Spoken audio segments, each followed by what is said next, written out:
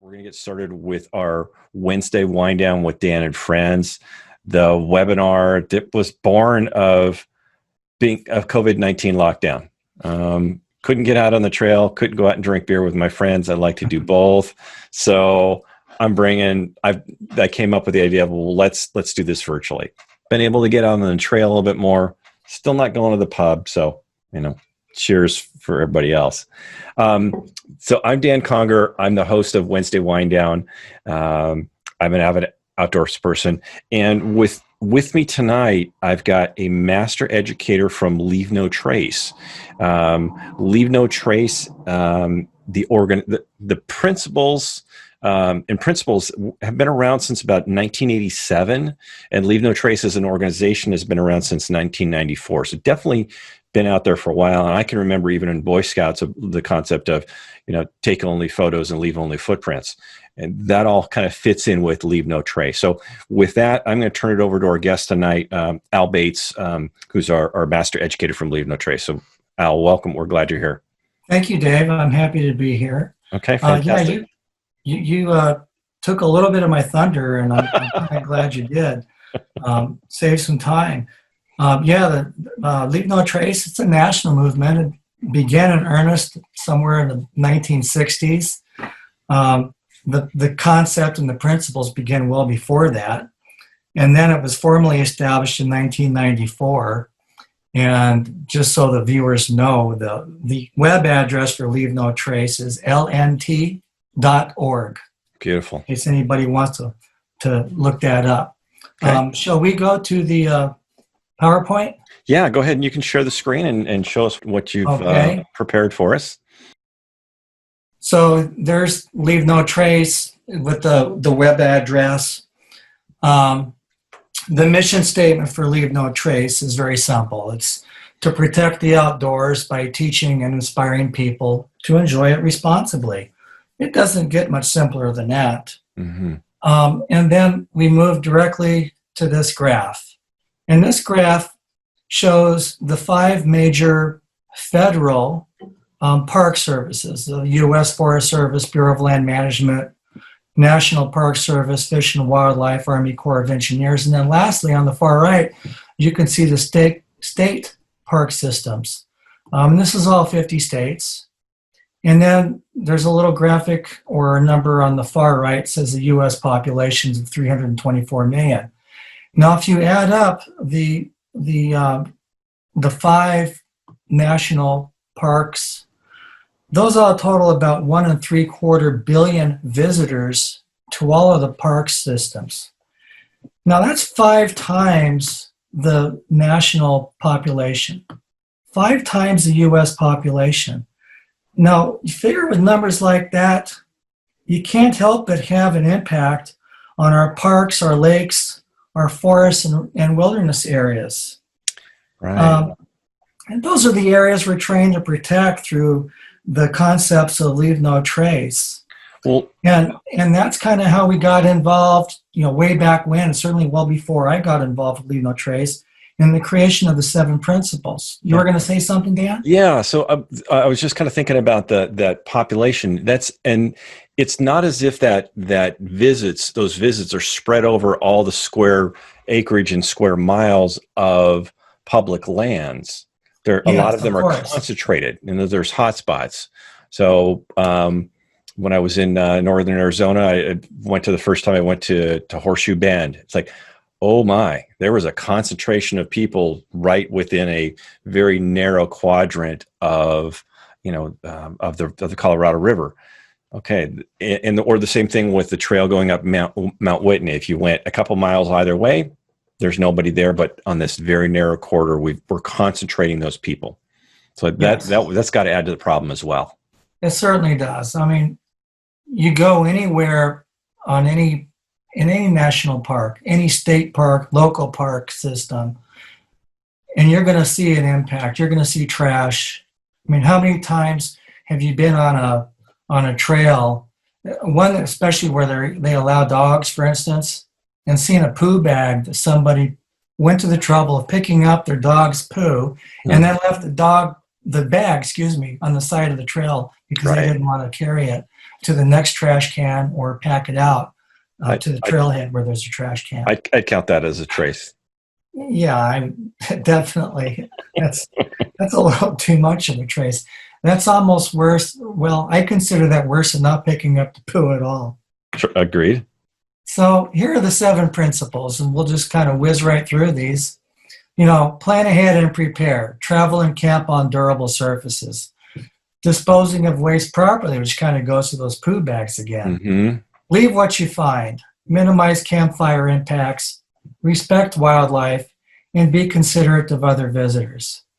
And there's an 8th principle that's being considered and has been considered for a long time, and I hope they never really institute it because it kind of goes with some of these other principles that have already been well established. And that 8th principle that they've been thinking about has a lot to do with oh goodness, it just was it the social media? Social media, yeah, social media. All right, we talked about that. Yes. So, do these look like rules? Well, actually, we talked about this. No, these are. Well, it says right at the top that they're principles. They're principles, but a lot of people they look at these and they think, well, these are just more rules that we have to follow. And one reason a lot of people go to the outdoors is they want to get away from the rules. And to a lot of people, these look like rules. But I can assure you that these are not rules. Leave no trace was founded on the principle that of each individual's own values and ethics. And that leads us to the spectrum. And see, each of us, we have our own individual values and ethics. And Dave, where you fall on the spectrum and where I fall on the spectrum are going to be in 2 different places. Right. And where your viewers who are sitting at home looking at this right now, every one of them are going to fit someplace else on this spectrum as well. Some are going to be close to fewer impacts on the left side of the screen, and some are going to fall towards or closer to significant impacts on the right side of the screen, and everyone else is going to fit someplace else in the middle. Excuse me. And I think that people are going to move on that spectrum over time, right? Where you are now doesn't absolutely. So yeah. the goal of Leave No Trace is through education of those 7 principles is to get people to think about those 7 principles. And if we can just get people to think about those, then the next logical step is to get them moving towards the left side of the screen, towards fewer impacts. If we can do that, then we've succeeded. If we can just get them to think about those principles, then that is the next logical step. So let's move on. We don't have a lot of time. And I'll talk about a couple of the principles that I think most people can relate with and might give them a few things that they've probably never really thought about in depth before. I'll start with principle number 2, which is traveling and camping on durable surfaces. And this is a pretty well established, a well-worn path. This is a photograph I took last year up on Mount Laguna in San Diego County. This path is easy to follow. No problems there. But what happens when you need to go to the bathroom? Well, the principles of Leave No Trace suggest that you need to step 200 feet away from any established trail, campsite, or water source. So you're going to be off that durable trail. You need to leave that durable trail. So using the principle of Leave No Trace of traveling and camping on a durable surface, if I have to leave this durable surface, then what do? Well, using this principle, it simply means that as I leave this trail, I want to watch where I'm placing my feet. So I don't want to step on a flower. I want to look where I'm walking, and I don't want to step on a nest where a bird who nests on the ground. I don't want to step on the nest and crush the eggs, perhaps. Mm-hmm. I don't want to step on a rattlesnake. The simple things. I want to keep my dog on a leash. And that fits into another principle, respecting wildlife and and also being courteous to other visitors. But if you let your dog off the leash, your dog is suddenly probably not staying on the trail, and it's out stepping on those bird nests. It's crushing the flowers, and things like that. And I could literally talk for a couple of hours about this principle all by itself. But just one more thing: when we leave the trail, we become less predictable to the wildlife in the area. Okay. And when the wildlife sees us on the trail, they know that we're pretty much not a danger or a hazard to them. They're used to seeing people on the trail. When we leave the trail, we become unpredictable. And then the wildlife gets stressed. And most of us who go off into the backcountry and into the wilderness areas, our goal isn't to stress out or hurt the wildlife or to Right. hurt the resources out there at all. So that's just something more for us to consider and think about. So that takes us to my next principle, which is principle number 6, respecting wildlife. And if you go to Yosemite or Yellowstone, you talk to any of the rangers there, and they're pretty much going to say that a fed animal is a dead animal. Right. And the bears are a perfect example of that. Most everybody I hope that most everybody watching this may have already heard this before about the bears. Don't feed the bears. Don't feed the bears. I mean, there's signs about that everywhere. There's food lockers to protect your food from the bears. And there's signs that say, don't store food, don't keep food in your cars, don't keep it in your tents. And they got the food lockers everywhere to protect the food and to protect the people, because the bears have learned how to get into the cars and to get into the tents. And they can get downright aggressive to get to the food. And they can get awfully aggressive. Yeah, it's pretty impressive, the damage that a bear can do to a car in just a matter of Yes, moments. it is, and the damage that they can do to a person. But let's get a little closer to home, Dave, for you and I. Here's a chipmunk, Dixon Lake up in the city of Escondido in North San Diego County. Dixon Lake's got a large park area, lots of grass. And if anyone goes up there, you can see the multitude of chipmunks, well, not so much chipmunks, but ground squirrels. Oh, right. There's a multitude, there's thousands of them. Well, maybe not thousands. Well, yes, there's a thousand of them up there. I'd agree. And it's because people feed them. And people feed them because they think they're helping them. Well, scientific studies have shown that really the worst thing that we can do is to feed wildlife. Mm-hmm. The food that we feed them does not have the nutrients that helps these animals. It's just the opposite. Human food does not help wildlife. It doesn't help them at all. It's high in sugar, it's high in salt. And when these animals get a taste of that, they go crazy. They haven't tasted it before, and they become addicted to it. And it's not found in nature. So what happens is they frequent these trailheads and these park areas, and they wait for the people to give them the free handout. So they beg for food, and they wait for the food in lieu of going out and getting the food that may be readily available for them in nature, the food that's healthy for them, the food that will give them their natural lifespan, in favor of the human food that will shorten their lifespan. So in addition, so we're saying that we've got the nutrient component that we're changing, but we're also changing their behavior. And we're changing their behavior to the extent that they may actually become aggressive to get the human food. Mm-hmm. And I mean, how many people get bit by the ground squirrels and the chipmunks because a person is holding it out to them, right? They're holding that seed, that popcorn, or that bread, that slice of bread or that piece of bread. bread is not nutritious for these animals.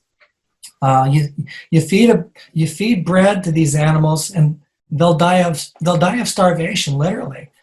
It's not healthy for them at all, but it's tasteful. They'll die to get it, and they'll become aggressive to get it, and people get bitten. Some of these animals carry rabies. But there's another thing that happens as well. When these animals get fed, they multiply. They reproduce like crazy. So you get a multitude of these rodents at the trailheads in the parks. So what does that draw? That draws predators. So you get more coyotes. Right. And you get some other animals too. You get more snakes. And among the snakes, you're going to find more rattlesnakes. And rattlesnakes and people, they don't get along. And then what happens? People get bit by the rattlesnakes. People see a rattlesnake, and what's the first thing that a lot of people want to do when they see a rattlesnake? They want to kill it. But the rattlesnakes help keep the population of these rodents down. Right. Not only at the trailheads and in the parks, but in the wilderness areas too, because what is nature? Nature's a balance. And when nature gets out of balance, nature has a way of getting it back into balance. And what is it? Who is it that is usually responsible for getting nature out of balance? People. True. We're the ones that are usually responsible for that. I'm going to use this point to remind everybody we're just a little past our halfway point. So if you got some questions or comments that you want to bring up at the end, please put them in the Q&A there, and we'll catch them towards the end. So yeah, okay. and I'm pretty much done. Okay. Almost. So my question to you, Dave, and all of the viewers is, just with these two principles that I've covered extremely briefly, because again, I could have talked for hours on either of these two. Mm-hmm. Where do you fit on the spectrum? And that's a rhetorical question, but sure. where do all of you fit on the spectrum? And if I've only, just piqued your interest at all, go to lnt.org and check out their website. And they have a store there also, and you can buy some of their materials. They have some great educational materials that you can purchase in terms of books and a little bit of equipment too. However, I will say that the equipment that you can get from Leave No Trace is probably cheaper at most sporting goods stores. Okay. Their shipping and handling charges can be a little bit steep, but some of the stuff there is only available for Leave No Trace. So I'll leave that at that. But again, I'll ask the question to you and the viewers: where do you fit on the spectrum? So enjoy your world and leave no trace. Very good. Awesome. So I got a couple questions. Okay, good. If you would stop sharing your screen. I can remember how to do that. I was going to say, or I can figure out a way to do it while I'm doing live. So now we've got just the two of us. So I had a good question that came up, and I think it's related to a comment that I made before that we're talking about was, when should people carry out human waste? What's an environment where that's critical, and how much of that's going to come from Leave No Trace? And it started, as I'm asking the question, it almost sounds like it's the local agency that might really understand the impact. Any comments on that? Absolutely. First of all, principle number one is plan ahead and prepare. And if you're going to go backpacking someplace, check with the agency that has the jurisdiction over the area that you're going to go camping in, and find out whether or not you have to pack out your waste, your human waste. Personally, and again, remember, this is a spectrum. I don't go camping, backpacking in an area where I have to pack out my human waste. That's just something that I don't like to do. Desert areas. If you go backpacking camping in the desert. That's an area that, because of the arid environment with not a lot of water, you don't have the nutrients in the soil and you don't have the water, the rain. So you don't have a lot of the materials that you need to biodegrade and break down that waste. So that's an area where it's recommended that you pack out your waste, your human waste. Mm-hmm. Another area is any area above tree line, for a lot of the same reasons. You don't have the biomass in the soil. You often don't have the moisture in the soil to break down that waste. So it may sit there for a long time, and then it becomes a problem for the people who are following along in your footsteps. Right. And then if you're leaving your waste there, you're typically leaving the toilet paper, and that becomes an issue as well. Right. Because the waste may break down faster than the TP. Right. So that was going to bring me to a comment that you and I had before, and this is kind of speaking to the concept of a spectrum. Is when I first started hiking and backpacking, I would not pack out my human waste and I would not pack out my toilet paper. That was not me. That was where I was in the spectrum. Now I am absolutely always pack out my toilet paper. And you made the comments like, but that's not for me. I'm like, right. So those were different places in the spectrum, and I started at one place in the spectrum, and now I'm in a different place. Yeah. And I'm a different place on the spectrum now than I used to be. Also, I'm a lot closer now to fewer impacts. But let me tell you a little trick that I discovered about TP. If you look at the Leave No Trace website and a lot of the publications, in the wilderness, you're supposed to dig a cat hole. You do your number 2 in the cat hole, and then you and then you put your toilet paper, your TP on top of that, and then you push the dirt back in on top of that.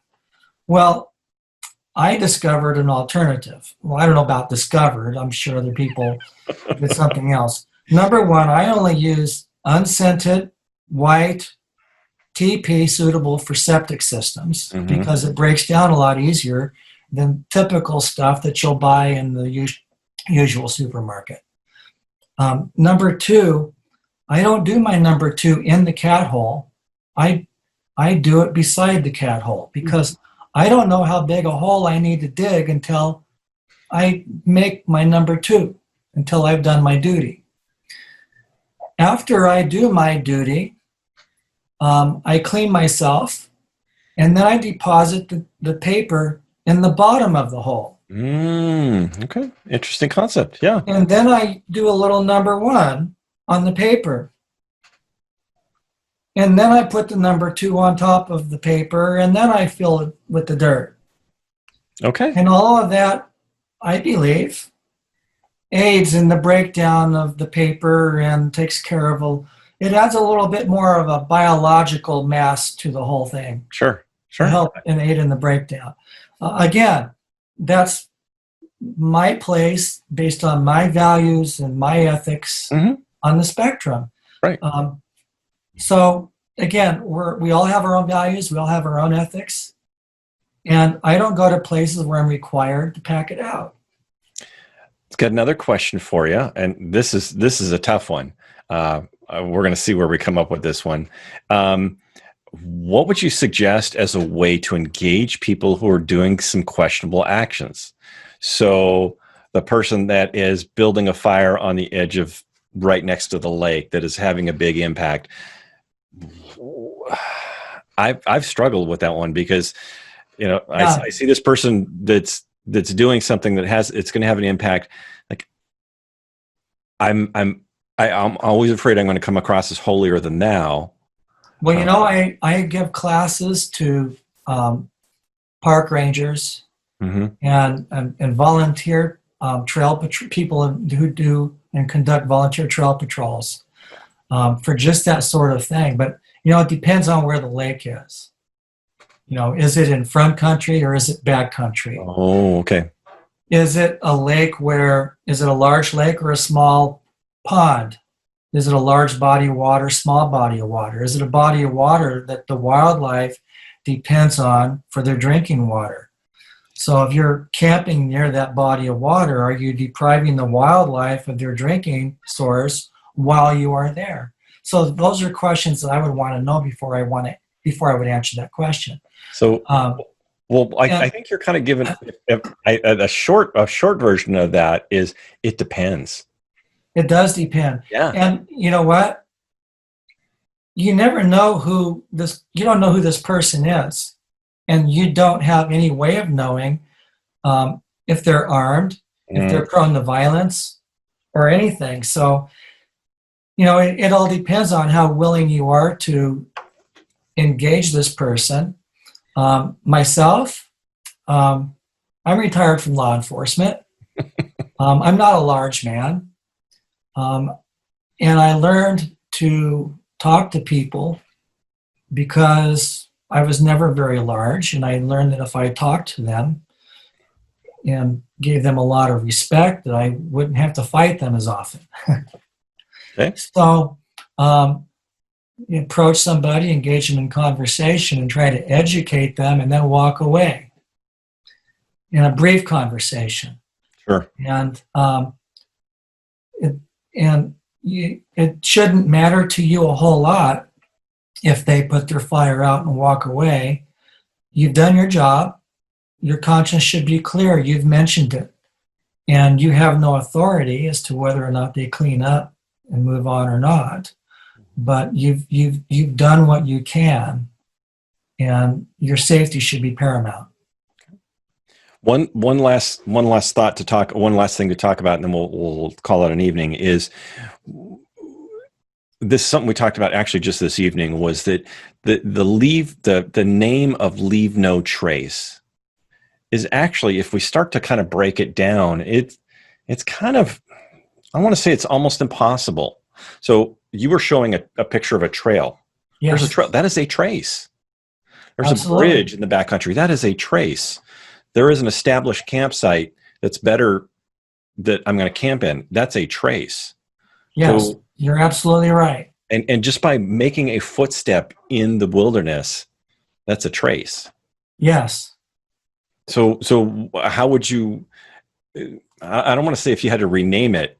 How would you name it? But there's kind of a different, really the overall principle. I'm going to see if I can summarize this right. Right, is as we want to allow the least amount of impact on the environment, but still allow people to be outside there, right? So, or as Doug's putting, is leave no new traces. That's a good way to put it. Yeah. Yeah, by having that trail or that pathway there, it's kind of like having sidewalks in a park. By having sidewalks through the park, we're protecting the grass. Oh.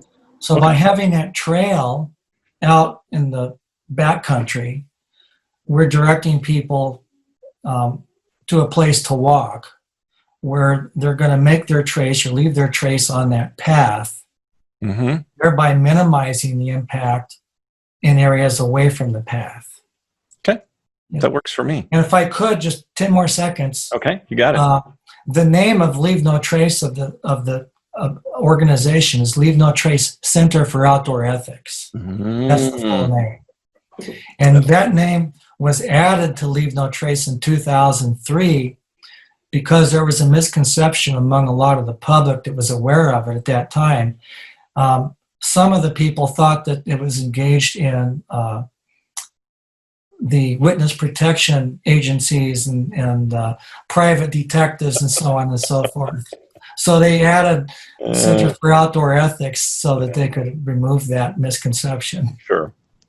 Well, when I lead Sierra Club hikes, we'll briefly talk about Leave No Trace and the principles. And I said, yeah, my summaries of it is just don't be a jerk.